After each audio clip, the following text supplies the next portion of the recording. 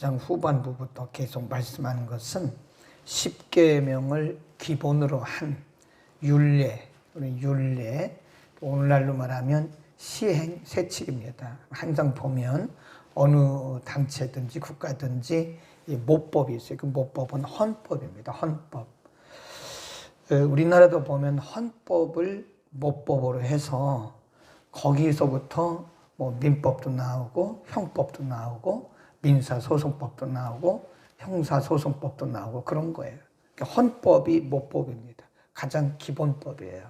그러니까 10계명을 기본으로 해서 나오는 율례들, 그 10계명을 근간으로 한 거예요. 10계명이 없으면 이런 율례도 없는 거죠. 우리가 이거를 시행세칙이다. 율례, 규례 그럽니다. 오늘은 여러 가지 말씀을 하고 있는데 먼저 12절부터 쭉 보면요. 죽여라, 죽여라 그런 표현이 많이 나와요. 12절에 사람을 쳐 죽인 자는 반드시 죽여라. 의도적으로 사람을 죽인 자는요. 반드시 죽여라. 그 사형에 해당하는 거죠. 만일 사람이 계획함이 아니라 나 하나님이 사람을 그 손에 붙임이면 내가 위하여 한 곳을 정하리니 그 사람이 그리로 도망할 것인지 나중에 도피성 제도를 주셨어요. 그러니까 사람을 죽였을 때 고의성이 없을 때는 고의적 살인이 아닐 때는 그래도 책임이 덜하다. 14절 사람이 그 이웃을 짐짓 모살하였으면 너는 그를 내 단에더라도 끌어내어 잡아내어 죽여라. 15절 자기 아비나 어미를 치는 자, 그러니까 어미나 자비를, 그러니까 부모를 구타하는 자예요. 구타하는 자는 반드시 죽여라. 16절 사람을 후린 자, 이거 폭행입니다. 사람을 폭행한 자, 그리고 사람을 감금한 자, 그 사람을 팔았든지 자기 소하에 두었든지 그를 반드시 죽여라.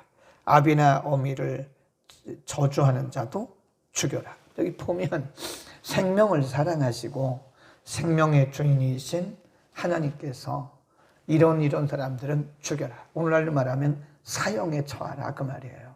그 당시는 공개 처형입니다. 사람들이 쭉 둘러선 상태에서 돌로 쳐 죽이는 거예요. 돌로. 그러니까 오늘날로 말하면 사형이죠. 부모를 저주하거나 또 부모를 후린 자는 반드시 사형해라. 오늘날 이대로 하면 뭐 사형당할 사람 많죠. 굉장히 많습니다. 사람을 폭행한 자도 사형에 처하라. 그래요. 네. 여기 보면 무시무시하게 무서울 만큼 돌로 쳐 죽여라. 돌로 쳐 죽여라. 근데 여기도 우리가 항상 법은 정신을 찾아야 돼요. 법 정신이 있습니다. 법 조항대로 하면 살아날 사람이 없어요. 법 정신. 그러니까 지금 이런 말씀을 주신 목적은 사람을 죽이는 게 목적이 아니에요. 다른 사람의 생명과 인권을 존중하게 하기 위한 것입니다. 그래서 다른 사람의 생명을 해하면 죽여라. 그 말은 그 사람을 죽이는 게 목적이 아니라 그만큼 다른 사람의 생명을 소중히 여겨라. 그리고 다른 사람의 인권을 소중히 여겨라. 그런 뜻입니다. 우리가 어제도 종에 대한 율례를 말씀드리면서 하나님이 인간을 하나님의 형상으로 만드셨어요. 그래서 사람 위에 사람 없습니다. 사람 아래 사람 없어요. 그러니까 사람은 다 평등해요. 하나님이 모든 종이라도 주인이라도 다 똑같습니다. 평등합니다. 남자나 여자나 평등해요. 역할이 다른 것뿐이지. 그런데 문화에 따라서 여성들을 비하하고 남존여비, 이건 나라 망하는 법이에요. 법은 아니지만 우리나라 유교가 남존여비입니다. 그래서 남자는 위에 있고 여자는 아래에 있고, 여자는 아주 남자보다 인권이 못한 것처럼 우리나라가 이게 참 안 좋은 문화가 많아요. 남존여비. 이게 얼마나 악한 건지 아세요? 그런 영향을 받은 거예요, 우리가. 성경은 그렇지 않아요. 종도, 주인도, 남자도, 여자도, 누구도 다 동등한 인권을, 아주 동등한 인권을 가진 사람들입니다. 그래서 우리가 인권과 생명을 소중히 여겨라. 이 타인의 생명을 함부로 하고 또 타인의 인권을 함부로 하는 것은요, 그 성경이 아닙니다. 아무리 기도를 많이 해도 다른 사람의 인권을 함부로 짓밟고 무시하고 또 다른 사람에 대해서 아주 그 우월 의식을 가지고, 그것은 제가 볼 때 성경이 아니에요. 예, 우리는 존중하는 것. 지금 여기서 말씀하는 것은요, 죽여라, 죽여라, 죽여라, 죽이는 게 목적이 아니라니까요. 하나님의 의도는, 이런 말씀을 주신 목적은, 궁극적인 의도와 목적은 뭐예요? 다른 사람의 인권을 소중하게 여기고 다른 사람의 생명을 소중하게 여겨라, 그런 겁니다.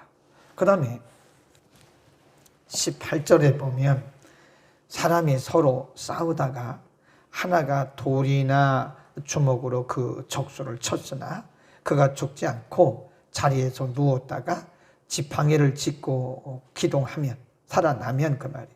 그를 친 자가 형벌은 면하되 기간 손해를 배상하고 그로 전치되게 할, 다 나을 때까지 치료비를 배상해 주라, 그 말이에요. 어렵게 번역을 해서 그런데 다 나을 때까지 죽지는 않았어요. 어떻게 이제 싸우다가 쳤어요. 근데 죽지는 않았어요. 살아났어요. 그러면 그가 완전히 치유될 때까지 치료비를 다 배상하고, 그런 얘기입니다. 그 다음에 배상에 대한 말씀이에요. 20절, 사람이 때로 매로 그 남종이나 여종을 쳐서 당장에 죽으면 반드시 형벌을 면하려니와 그가 일이나 또 이 일을, 그가 이 일이나 또 이 일을 연명하면 형벌을 면하려니와 그는 상전의 금전이라, 상전의 재산이다. 사람이 서로 싸우다가 아이벤 여인을 다쳐 낙태케 하였으나 다른 해가 없으면 그 남편의 청구대로 반드시 벌금을 내되 재판장의 판결을 쫓아 내라. 보면 그렇게 나와요. 배상해라, 배상해라, 배상해라. 그 배상한단 말은요, 책임을 져야 된다, 그 말입니다. 책임을 져야. 다른 사람에게 해를 입혔을 때는 그냥 책임이 없는 게 아니에요. 책임을 져야 된다는 거예요. 그러니까 인간은 책임적 존재다, 그렇게 이해를 하시면 됩니다. 인간은 상호 책임적 존재예요. 그러니까 나만 괜찮으면 괜찮은 게 아닙니다. 나만 괜찮으면 괜찮은 게 아니라 나 때문에 일어나는 피해에 대해서는 반드시 보상을 해줘야 되는 거예요. 인간은 책임적 존재예요. 그러니까 사람이 결혼을 하면 반드시 남편의 책임을 해야 되고요, 아내의 책임을 해야 돼요, 부모의 책임을 해야 되고 자녀의 책임을 해야 되는 거예요. 사람은 책임적 존재로 하나님께서 이 사회 공동체에 존재하게 하신 거예요. 그래서 상대방에게 어떤 재산상의 손해를 끼쳤을 때는 반드시 배상해줘야 되는 거예요. 나는 괜찮으니까 괜찮다, 그러면 안 됩니다. 혹시 여러분은 뭐 자동차가 뭐 누구나 다 가지고 있으니까 자동차 그냥 밤에 아무도 안 봤어요. 그러니까 사람들이 얼마나 비양심적이면 만들어낸 게 블랙박스입니다. 원래 블랙박스는 비행기에만 있는 거예요. 비행기가 사고 났을 때에 그 시간이라든지 어떻게 해서 경로를 이탈해서 어떻게 사고가 난다, 이런 것들을 분석하기 위해서 있는 것이 초창기부터 블랙박스입니다. 근데 요즘에는 뭐 블랙박스 너도 나도 다 있잖아요. 오죽 사람들이 비양심적이면 CCTV를 차 안에도 다 놨다니까요. 택시 안에도 CCTV가 다 설치되어 있어요. 그 말하는 거 다 녹음됩니다. 그리고 우리 차, 여러분의 차 안에도 블랙박스가 다 있어요. 그 얘기하는 거 다 녹음돼요. 물론 며칠 지나면 자동 삭제되긴 하지만. 근데 여러분이 지나가다가 남의 차를 이렇게 받았어요.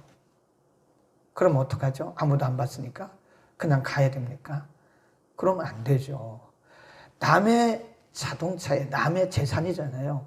남의 재산에 그 손해를 입혔으면요. 아무도 본 사람이 없지만 우리 양심이 알고 있고 하나님이 보셨어요. 거기다가 써놓으세요. 전화번호 써놓고 제가 지나가다가 이렇게 해서 당신의 차를 받았습니다. 이리 전화 주시면 제가 반드시 보험 처리하거나 제가 보상하겠습니다. 이렇게 해야 되는 거예요. 그래서 우리는 책임적인 존재로 하나님께서 우리를 존재하게 하셨기 때문에 상호 책임이에요. 상호 책임. 서로 책임을 지고 보상을 하라. 그런 얘기입니다. 그 다음에 또 보세요. 28절. 소가 남자나 여자를 받아서 죽이면 그 소는 반드시 돌에 맞아 죽일 것이요. 그 고기는 먹지 말아라. 짐승이 사람을 죽였어요. 그러면 그 소고기는 먹으면 안 된다. 29. 소는 본래 받는 버릇이 있고 그 임자는 그로 인하여 경고를 받았으되 단속하지 아니하므로 남녀간에 받아 죽이면 그 소는 돌로 쳐 죽일 것이고 임자도 죽여라. 네, 소도 죽이고 그 주인도 죽여라. 굉장히 무서운 그리고 정확한 법이죠. 그 다음에 33입니다. 33.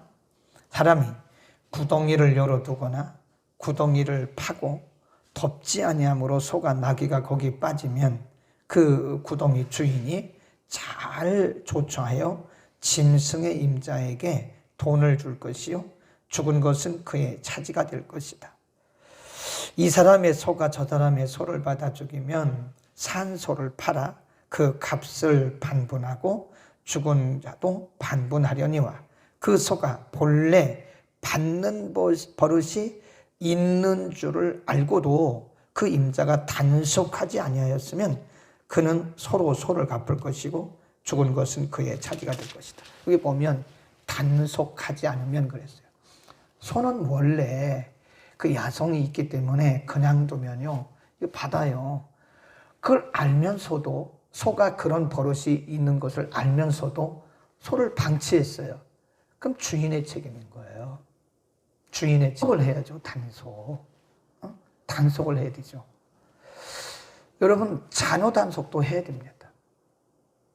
저는 가끔 극단적인 사람들을 가끔 봐요. 믿음이 좀 상식적으로 가는 게 좋을 것 같아요. 상식, 보편, 일반성이 있어야 돼요. 신앙은요, 보편적 신앙이 참 좋습니다. 건강해야 됩니다. 극단적이면 안 좋아요. 권사님인데 자녀 단속을 안 해요. 아들이고 딸이고요. 요즘 같은 시대에 12시를 넘기면 부모는 자녀를 잘 단속할 책임이 있어요. 요즘 애들이 말 안 듣죠. 말 안 들어도 부모는 이 아이가 결혼할 때까지 결혼해서 가정을 꾸렸을 때야 뭐 본인들이 알아서 하는 거지만 이 아이들을 단속할 책임이 있는 거예요. 그래서 자녀가 잘못하면 부모가 배상하잖아요. 보상하잖아요. 요즘엔 법이 그래요. 미성년자인 자녀가 어떤 재산상에 또는 사람의 어떤 신체상에 해를 끼쳤을 때는 반드시 부모가 그 우리나라 법도 그래요. 형사소송이나 민사소송법이 다 그렇게 되어 있어요. 부모가 책임을 져야 돼요. 그 말은 단속을 하는 거예요. 그 부모의 책임은 단속이에요. 근데 이 권사님이요, 애들 단속을 안 해요. 아니, 저는 하나님 앞에 맡겼다. 권사님. 그건 당연한 거죠. 자녀를 하나님 앞에 안 맡긴 부모가 어디 있습니까? 예수 믿는 사람 치고. 그거는요, 권사님 그렇게 말하는 것은 방임이에요, 방임. 응? 아니, 그러나 우리가 할 것은 해야 되는 거예요. 그건 무책임이에요. 그래서 권사님 뭐라 하셨어요, 권사님. 그렇게 극단적인 신앙생활하면 안 됩니다. 부모의 책임이 있는 거예요. 그러면 성경에 뭐가 필요했어요? 이렇게 말씀했는데 부모는 부모의 책임이 있는 거예요. 부모는 부모의 역할을 해야 되는 거예요. 네. 그 당시는 이게 산업사회가 아니라 농업사죠, 농업사. 그러니까 이 짐승이 소나 낙이나 염소나 이런 짐승이 그 사람의 재산이에요. 근데 소나 염소나 이 짐승이 받는 버릇을 알고 있으면서도 그 단속을 안 해요.